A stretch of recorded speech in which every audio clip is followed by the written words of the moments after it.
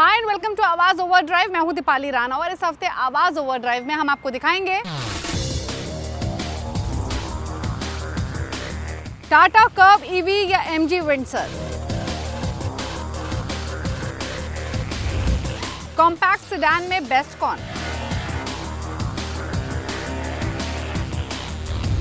क्यों करवाएं fuel injector साफ, होंडा की गाड़ियों पर बम्पर छूट। अगर आप इलेक्ट्रिक गाड़ी खरीदने की सोच रहे हैं, बजट है 15 से 20 लाख का, तो जाहिर है आपको कंफ्यूजन जरूर हुआ होगा लेटेस्ट ईवी ऑफरिंग्स के बीच में। यानी एक तरफ है टाटा कर्व और दूसरी तरफ है एमजी विंडसर। तो एक एक्सक्लूसिव कंपैरिजन हम आपके लिए लेकर आए हैं ताकि आपका हर तरीके से कंफ्यूजन दूर हो सके और आप ये जान सकें कि इन दोनों में से आपके लिए कौन सी है बेस्ट।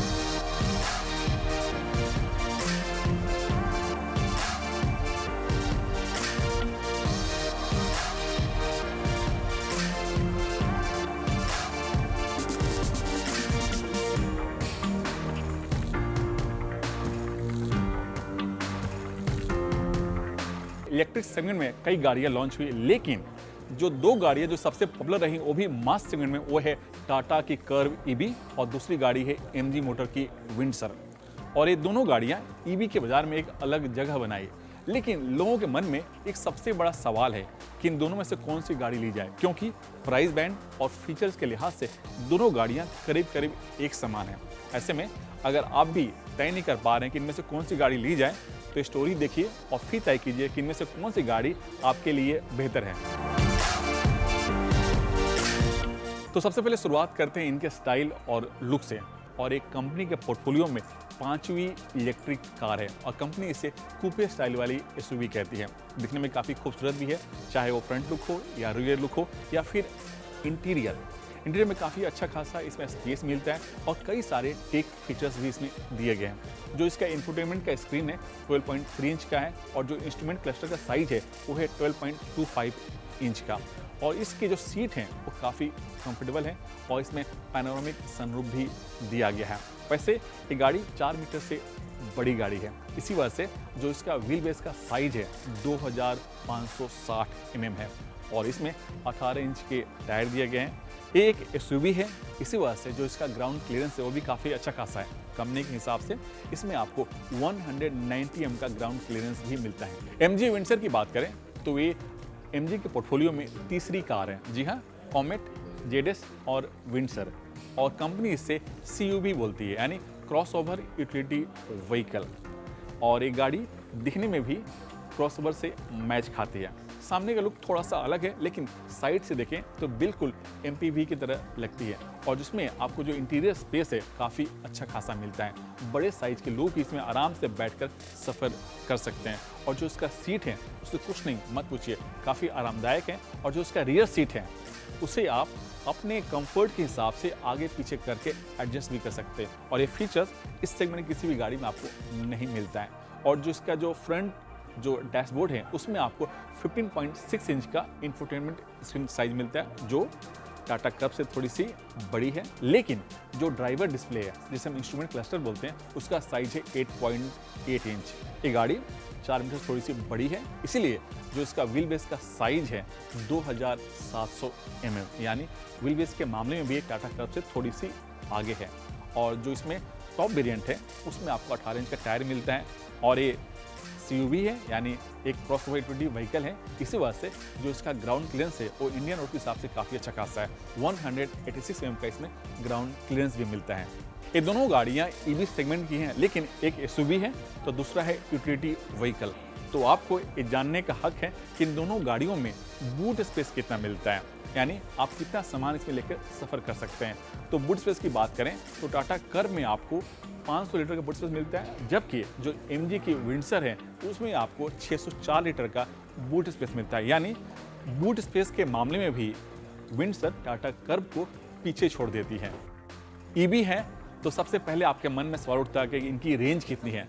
तो रेंज की बात करें तो जो टाटा कर्व ईवी है उसकी रेंज है 45 किलोवाट बैटरी पैक वाली 502 किलोमीटर, वो भी टेस्ट कंडीशन में।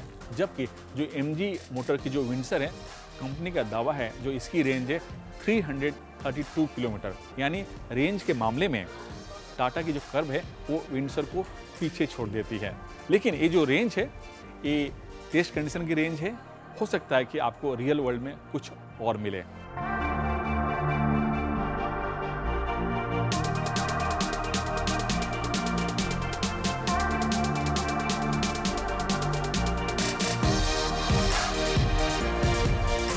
रेंज कम या ज़्यादा क्यों है, तो इसके पीछे जो मेन रीजन होता है वो है बैटरी पैक। जितना बड़ा बैटरी पैक उतना ज़्यादा रेंज। जो टाटा के कर्व EV है उसमें आपको 2 बैटरी पैक का ऑप्शन मिलता है। पहला है 45 और दूसरा है इससे बड़ा 55।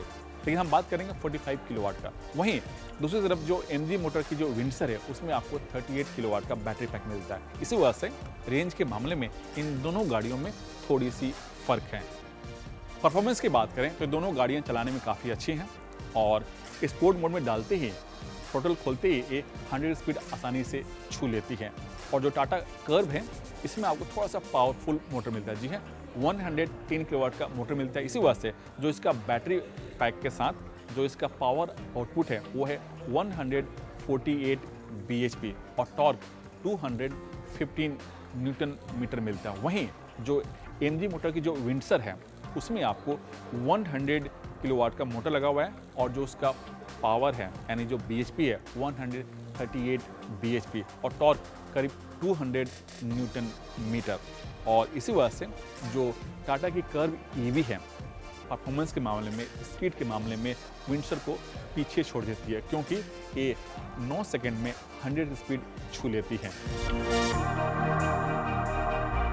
सेफ्टी फीचर्स की बात करें तो दोनों गाड़ियों में आपको 6 एयरबैग, ADAS, ये सारे फीचर्स आपको दोनों गाड़ियों में मिलते हैं। अब सबसे अहम बात कीमत। तो जो टाटा कर्व है उसकी जो कीमत शुरुआत होती है 17,49,000 से 45 किलोवाट बैटरी पैक के साथ, और जो उसकी टॉप मॉडल है यानी 45 किलोवाट बैटरी पैक के साथ उसकी कीमत है 19,49,000 रुपया। वहीं जो MG मोटर की विंडसर है उसकी कीमत जो शुरुआत होती है 13,49,000 से और जो टॉप मॉडल की कीमत है 15,49,000 रुपया। वहीं जो MG मोटर की विंडसर है उसमें आपको बास बैटरी एज ए सर्विस के तौर पर भी मिलता है। इसी वजह से जो इसकी सेल है इन दिनों काफ़ी बेहतर हो गई है।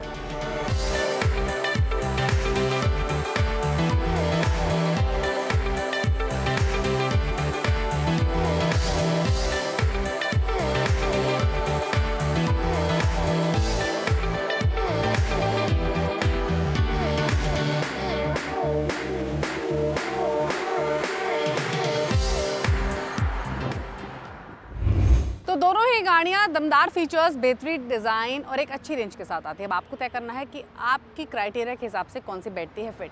रुक रहे हैं एक ब्रेक के लिए, ब्रेक के उस पर आपको दिखाएंगे एंट्री लेवल कॉम्पैक्ट सेडान में बेस्ट कौन।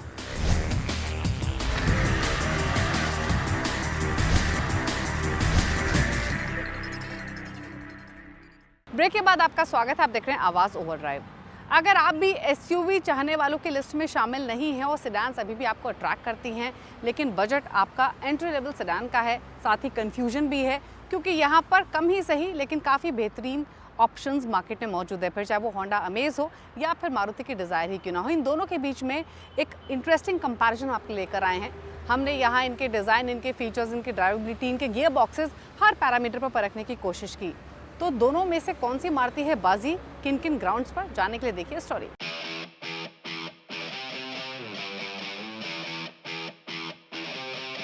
एक वो जमाना था जब लंबी गाड़ियों का क्रेज था, एक ये जमाना है जहां हर कोई ऊंची गाड़ी खरीदना चाहता है। तो क्या इस SUV ऑब्सेस्ड मार्केट में सेडान्स के दिन जा चुके हैं? एटलीस्ट डिज़ायर और अमेज को देखकर तो ऐसा बिल्कुल नहीं लगता, क्योंकि अगर आप साल 2024 के बिक्री के आंकड़े देखेंगे तो डिज़ायर इकलौती 1,67,000 यूनिट्स के साथ कंज्यूमर्स के पास गई है। अब इन दोनों ही गाड़ियों की बात करें तो होंडा ने अपनी अमेज को और मारुति ने अपनी डिज़ायर को पिछले साल सिग्निफिकेंट अपडेट्स के साथ लॉन्च किया है। अब मारुति अपनी डिजायर को 4th जनरेशन अवतार में लेकर आया है रिसेंटली, और होंडा अपनी अमेज को 3rd जनरेशन अवतार में, और दोनों ही न्यू जनरेशन मॉडल में सिग्निफिकेंट अपडेट्स तो किए गए ही हैं, लेकिन सेफ्टी पर खास तौर से फोकस किया गया है। डिजायर हो या अमेज, स्पेसिफिकेशंस, फीचर्स और सेफ्टी के मामले में क्लोजली कम्पीट करती हैं, लेकिन सवाल यह है कि इन एंट्री लेवल कॉम्पैक्ट सेडान्स में बेस्ट कौन है। तो अब इन दोनों ही गाड़ियों की डिमेंशंस हो, लुक्स हो, फीचर्स हो या ड्राइवेबिलिटी ही क्यों ना हो, हर एस्पेक्ट से एक कंपैरिजन करने की कोशिश करते हैं, ताकि अगर आप इनमें से किसी को पिक करने का सोच रहे हो तो आपको एक क्लैरिटी मिले। शुरुआत डिमेंशंस के साथ करते हैं तो दोनों ही गाड़ियों की लेंथ और विड्थ तो सेम है, लेकिन डिजायर अमेज के मुकाबले 25 मिलीमीटर ज़्यादा टॉलर है। वहीं अमेज में आपको 20 मिलीमीटर ज़्यादा व्हील बेस मिलता है। ग्राउंड क्लियरेंस भी अमेज का ज़्यादा है, इसमें आपको 172 मिलीमीटर का ग्राउंड क्लियरेंस मिलता है। वहीं डिजायर में 163 मिलीमीटर का ग्राउंड क्लियरेंस है। अब लुक्स और अपीयरेंस की बात करें तो होंडा अमेज अपनी लार्जर सिबलिंग से काफ़ी इंस्पायर्ड लगती है, जैसे कि इसका फ्रंट आपको एलिवेट की याद दिलाएगा, रेयर प्रोफाइल सिटी की याद दिलाएगा, और इसका साइड प्रोफाइल प्रीवियस अमेज जैसा ही है। वहीं डिज़ायर के जो लुक और डिज़ाइन है वो लगता है जैसे किसी जर्मन सेडान से इंस्पायर्ड है, जैसे कि इसमें आपको स्लिम हेडलैम्प्स मिलते हैं, आपको ब्लैक ग्लॉस लेवलिंग मिल रही है फ्रंट में। ओवरऑल अगर दोनों की रोड प्रेजेंस देखेंगे तो होंडा अमेज भले ही कॉम्पैक्ट सेडान है, लेकिन थोड़ा सा एसयूविश फील देती है फ्रंट से। वहीं डिज़ायर एक प्रॉपर अप मार्केट सेडान वाले लुक लेंड करती है। डिज़ायर में 382 लीटर की लोड कैपेसिटी मिलती है, जो कि अमेज से कम है। अमेज में 416 लीटर का बूट स्पेस दिया गया है। वहीं होंडा अमेज का जो बूट का शेप है वो भी ज़्यादा प्रैक्टिकल है, क्योंकि डीपर कंपार्टमेंट है। लार्ज फैमिली साइज सूटकेसेस आसानी से फिट हो सकते हैं। वहीं अगर आप डिज़ायर को देखेंगे तो इसकी ओपनिंग भले ही वाइडर हो, लेकिन इसका मैकेनिज्म इस तरीके का है इसे खोलने का कि आप इसके बूट में उतना सामान नहीं अकोमोडेट कर सकते हैं जितना कि अमेज में रख सकते हैं। अब बात करते हैं इंटीरियर्स की, तो अमेज और डिज़ायर दोनों ने ही अपनी सेडान्स को थोड़ा प्रीमियम लुक देने के लिए अंदर काफ़ी रिक्रिएशन किया है। अमेज की फॉर इंस्टेंस सबसे पहले बात करें तो इसका डैशबोर्ड एलिवेट से काफ़ी मिलता जुलता है। इसके इंटीरियर में हालांकि मिनिमलिस्टिक अप्रोच आपको दिखाई देगी। जो बेज और ब्लैक कलर स्कीम है वो थोड़ी सी ब्राइटनेस गाड़ी को लेंड करती है। हालांकि एलिवेट से जो कैरी फॉरवर्ड किया गया है वो है इसका सुपरबली एग्जीक्यूटेड पार्ट एनालॉग और part digital instrument cluster. Neat button climate control console आपको मिलता है, यानी ओवरऑल जो अपीयरेंस है अमेज की वो काफ़ी अप मार्केट लगती है। इसके फ्रंट सीट भी काफ़ी कंफर्टेबल हैं। हालांकि जो एडिक्वेट सीट बेस सपोर्ट आपको अमेज में फ्रंट सीट्स में नहीं मिलता है, डिज़ायर में ये कंफर्ट आपको ज़्यादा दिखाई देगा। डिज़ायर के इंटीरियर्स देखें तो इसका जो फर्स्ट इंप्रेशन है वो मॉडर्न है, लेयर्ड लुक ये लेंड करता है। स्विफ्ट से काफ़ी मिलते जुलते इसके इंटीरियर्स आपको दिखाई देंगे। सिल्वर के ब्रूजेस तो हैं ही, साथ ही वुड इमिटेशन भी कंपनी ने इसमें दिया है, इसको थोड़ा सा अप मार्केट फील लेंड करने के लिए। आर्म रेस्ट पर, स्टीयरिंग व्हील पर आपको सॉफ्ट पैडिंग मिलती है, और अंदर अगर ओवरऑल आप देखेंगे तो एक ग्रेट सेंस ऑफ स्पेस आपको डिज़ायर में दिखाई देगा, क्योंकि इसका डिज़ाइन इस तरीके का है और इसकी कलर स्कीम इस तरीके की है। आपको इसमें बड़े साइज़ की टच स्क्रीन मिलती है एज कम्पेयर टू अमेज। इसमें 9 इंच की टच स्क्रीन मौजूद है, और एक इंटरेस्टिंग एलिमेंट जो अमेज में नहीं है बल्कि डिज़ायर में आपको मिलता है वो है सनरूफ। सनरूफ होने से डिज़ायर अब थोड़ी सी मॉडर्निटी का टच लेंड करती है। तो अमेज की फ्रंट सीट्स में भले ही आपको एम्पल थाई सपोर्ट ना मिलता हो, लेकिन रेयर सीट्स कंफर्टेबल हैं, अच्छी कुशनिंग है और ये ब्रॉडर भी हैं। इंटरेस्टिंग ये है कि अगर आप इसका बैक रेस्ट सपोर्ट भी देखेंगे तो उसकी पोजीशनिंग भी काफ़ी अच्छी है, यानी अगर आप फैमिली के साथ ट्रैवल करते हैं, पिछली सीट्स पर फैमिली बैठती है तो राइड आपकी कंफर्टेबल रहेगी। दूसरी तरफ आपको 3 फिक्स्ड हेडरेस्ट मिल रहे हैं अमेज में, यानी 3 पैसेंजर्स बैठ सकते हैं। हालांकि अगर तीसरा पैसेंजर जो बीच में बैठेगा स्पेशली उसके लिए डिस्कम्फर्ट हो सकता है, क्योंकि यहाँ पर जो एयर वेंट्स मौजूद हैं वो नी में ज़रूर टच करेंगे मिडिल पैसेंजर के। सिमिलरली डिज़ायर से क्योंकि इसकी हाइट स्लाइटली कम है तो टॉलर पैसेंजर्स को रेयर सीट्स पर थोड़ी सी प्रॉब्लम हो सकती है, बट अदरवाइज पीछे का जो कंफर्ट के मामले में एक्सपीरियंस है वो बढ़िया है।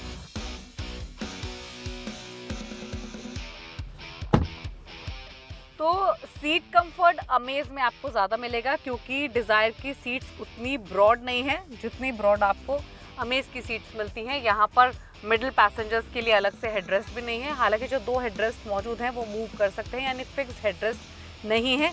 लेकिन अगर मिडिल में कोई पैसेंजर्स बैठता है तो शायद ज़्यादा कंफर्टेबली बैठेगा, क्योंकि यहाँ पर एसी वेंट्स की पोजीशनिंग इस तरीके से की गई है कि मिडिल पैसेंजर को कोई प्रॉब्लम ना हो। सिमिलरली टॉलर पैसेंजर के लिए भी ज़्यादा बेटर आपको कंफर्ट इसमें दिखाई देगा। लेकिन अगर हम इन छोटे एस्पेक्ट्स को हटा दें तो ओवरऑल जो रेयर सीट का एक्सपीरियंस है वो अमेज का डिज़ायर के मुकाबले ज़्यादा बेटर है। अब बात करते हैं फीचर्स की। तो कुछ फीचर्स हैं जो दोनों ही गाड़ियों की टॉप ट्रिम्स में कॉमन है, जैसे कि ऑटो एलईडी हेडलैम्प्स, 15 इंच के alloy wheels, keyless entry, wireless charging, automatic climate control, cruise control, wireless Android auto, Apple CarPlay या फिर ESP और 6 एयरबैग्स ही क्यों ना हो। लेकिन जो स्टैंड आउट फीचर्स है उनका जिक्र करना बहुत ज़रूरी है। डिज़ायर AMT में आपको 360 डिग्री कैमरा मिलता है, सनरूफ मिलता है और एक लार्जर टच स्क्रीन मिलती है। अमेज की जो टच स्क्रीन का साइज़ है वो 8 इंच का है। वहीं अमेज में जो डिस्टिंग्विश फीचर है वो है इसके एडास फीचर्स, यानी अगर आप अमेज खरीदते हैं in comparison to Dzire AMT तो अमेज CVT के लिए आपको शायद 1 लाख का प्रीमियम ज़रूर देना पड़ेगा, लेकिन एडास जैसे फीचर्स आपको मिल जाएंगे। और इन फीचर्स के साथ आपको अमेज में paddle shifters, part digital instrument cluster और साथ ही पूरा एडास पैकेज मिलता है, जिसमें lane keeping assist, blind spot monitoring, autonomous emergency braking और अडेप्टिव क्रूज कंट्रोल दिया गया है। यानी ये एडास फीचर्स जो अमेज में मौजूद हैं वो वेल कैलिब्रेटेड हैं to suit Indian driving conditions और साथ ही हाईवेज पर ड्राइव ये ज़्यादा कन्वीनियंट और सेफर बनाते हैं। हम क्योंकि पेट्रोल गाड़ियों का कंपैरिजन कर रहे हैं तो दोनों ही गाड़ियों में आपको 1.2 लीटर का पेट्रोल इंजन मिलता है। सिग्निफिकेंट अपडेट ये है कि डिज़ायर अब 3 सिलेंडर Z सीरीज़ इंजन के साथ आती है, जो 82 PS की पावर और 112 Nm का टॉर्क लैंड करता है। वही अमेज पहले की ही तरह 4 सिलेंडर इंजन के साथ आती है, पेट्रोल इंजन के साथ, जो 90 PS की पावर और 110 Nm का टॉर्क लैंड करता है। अब बात करें परफॉर्मेंस की तो अमेज के साथ शुरुआत करते हैं। अमेज में वही इंजन है जो कि प्रीवियस जनरेशन मॉडल से कैरी फॉरवर्ड किया गया है, यानी इसकी कैरेक्टरिस्टिक्स काफी सिमिलर हैं। हालांकि इसे चलाने में मजा आता है, इसमें स्ट्रॉन्ग मिड रेंज है और आपको इसकी जो परफॉर्मेंस लोअर एंड में मिलती है वो थोड़ी सी वीक जरूर मिलती है, लेकिन मिड और हायर रेंज इसकी काफी बेटर है। जो इसका CVT यानी कंटिन्यूसली वेरिएबल ट्रांसमिशन है उसकी वजह से इंजन कंसिस्टेंटली स्पिन करता है, यानी कहीं भी आपको लैक ऑफ पावर फील नहीं होती है। वहीं अगर आप बात करेंगे नई डिज़ायर की तो इसके मैकेनिज्म को तो ज़रूर चेंज किया गया है सिलेंडर वाइज, लेकिन अमेज के मुकाबले अभी भी इसकी उतनी स्मूथ और साइलेंट ऑपरेशन नहीं है। जिस तरीके से अमेज लोअर स्पीड्स पर मैनेज करती है वो आपको डिज़ायर में लैकिंग दिखाई देगा। साथ ही डिज़ायर में आपको थोड़े से नोटेबल वाइब्रेशंस भी महसूस होते हैं, थोड़ी ग्रफ टोन भी सुनाई देती है। यानी ओवरऑल अमेज एक बेटर कार है टू मैनेज हर ड्राइविंग सिचुएशन में, ज़्यादा रेस्पॉन्सिव भी है, क्विकर भी है। वहीं आपको डिज़ायर के साथ कंपैरिजन टू अमेज स्ट्रगल करना पड़ता है और शायद यही वजह है कि डिज़ायर में आपको सिर्फ AMT मिलता है लेकिन अमेज में आपको CVT मिल रहा है। तो गियर बॉक्स की परफॉर्मेंस की वजह से ओवरऑल परफॉर्मेंस दोनों गाड़ियों की इम्पैक्ट होती है। अमेज ज़्यादा कॉन्फिडेंट महसूस होती है। हालांकि अगर हम सस्पेंशन सेटअप की बात करें तो डिज़ायर में आपको ज़्यादा कंफर्टेबल राइड बम्पी रोड्स पर महसूस होगी। अब बात करते हैं फ्यूल एफिशिएंसी की तो नो डाउट डिज़ायर लीड करती है। आप रेगुलर ड्राइविंग कंडीशंस में 20 किलोमीटर प्रति लीटर तक का माइलेज एक्सपेक्ट कर सकते हैं। हाईवेज पर तो ये 25 किलोमीटर प्रति लीटर तक का भी माइलेज रेंट करेगी। वहीं अमेज आपको मैक्सिमम हाईवे पर 19 किलोमीटर प्रति लीटर का, वहीं मिक्स ड्राइविंग कंडीशंस में 14-15 किलोमीटर प्रति लीटर का माइलेज आप इससे एक्सपेक्ट कर सकते हैं।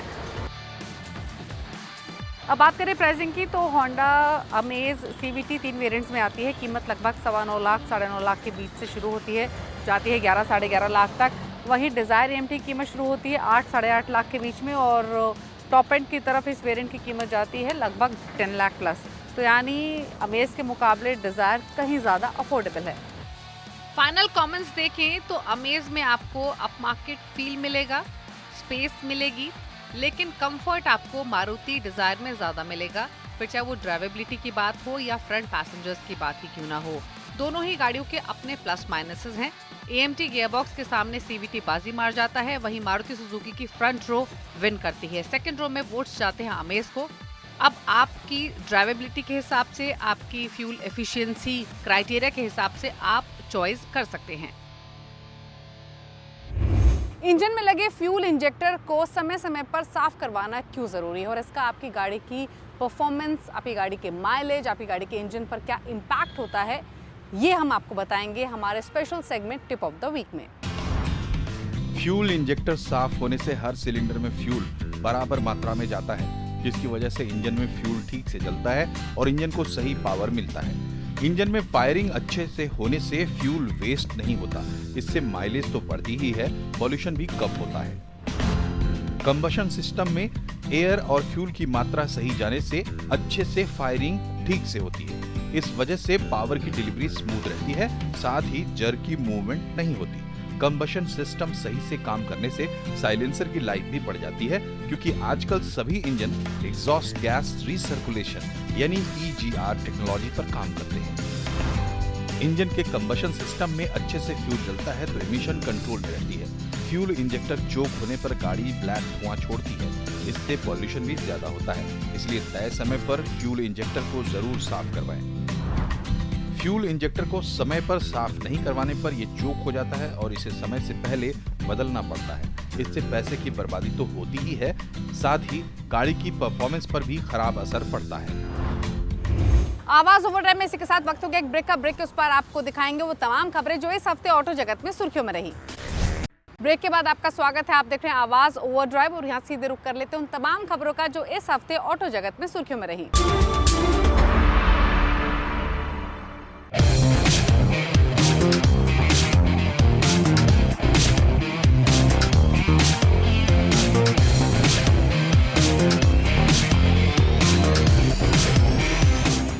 इस हफ्ते कई खबर सुर्खियों में रही, लेकिन जो पहली खबर है कि होंडा अपनी कारों पर करीब पौने 1 लाख रुपए तक डिस्काउंट दे रही है।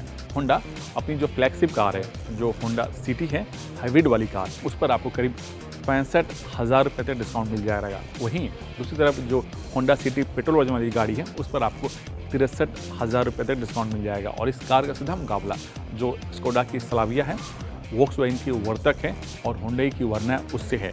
और इसके साथ कंपनी अपनी SUV एलिवेट पर भी करीब पौने 1 लाख रुपए तक डिस्काउंट दे रही है। इसमें आपको लॉयल्टी बोनस, कॉर्पोरेट डिस्काउंट सब शामिल है।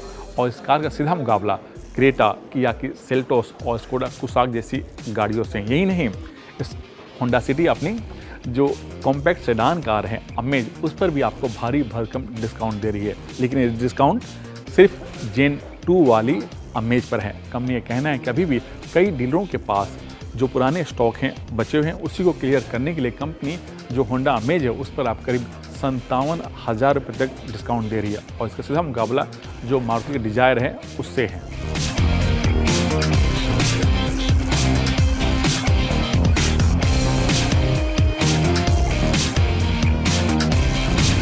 ऑटो कंपनियों के बिक्री के अनुसार मारुति इस साल भी देश की नंबर 1 कार कंपनी तो है ही, साथ ही जो मारुति की जो वैगन आर है वो देश की सबसे ज़्यादा बिकने वाली कार बनी हुई है।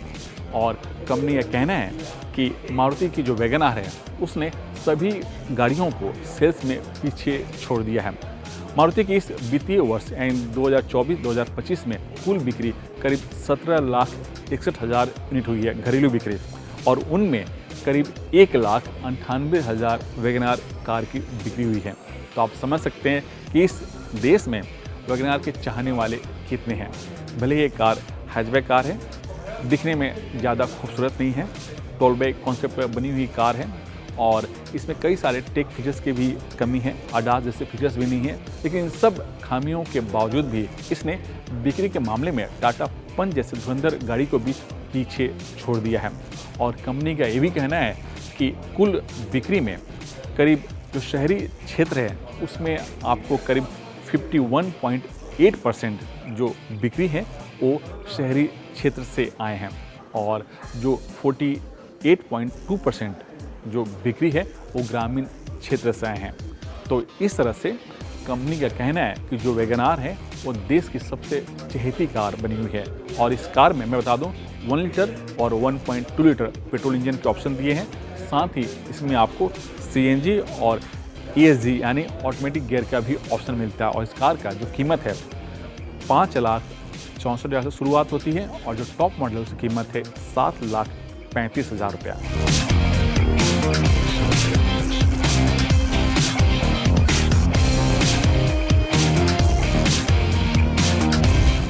इसी के साथ शो में तो इतना ही, लेकिन अगर आपके पास कोई भी व्यूज़ हैं, सजेशंस हैं, कोई एडवाइस आप भेजना चाहते हैं तो आवाज़ ओवरड्राइव के ऑफिशियल फेसबुक पेज पर जाकर अपनी राय दे सकते हैं। इसी के साथ इज द टाइम टू से गुड बाय, ड्राइव सेफ, नमस्कार।